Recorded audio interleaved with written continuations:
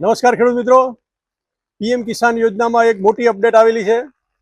કેબિનેટની અંદર ભારત સરકારશ્રી દ્વારા વર્ષ 2030-31 સુધી એટલે કે 5 વર્ષ સુધી પીએમ કિસાન યોજનાને લંબાવવામાં આવેલી છે, જેની અંદર રૂપિયા 3.15 લાખ કરોડ રૂપિયા જેટલું બજેટ મંજૂર કરવામાં આવેલું છે, જેનો સીધો લાભ આપ સર્વે ખેડૂતોને મળનાર છે। મિત્રો, કૃષિ દર્શક ચેનલની અંદર ઘણી બધી કોમેન્ટો મળી રહી છે કે ડીબીટી થતું નથી, પીએમ કિસાન યોજના અંતર્ગત ઈ-કેવાયસી કેવી રીતે કરવું, અથવા તો અમારા 1-2 હપ્તા પાછલા જે છે એ મળ્યા નથી।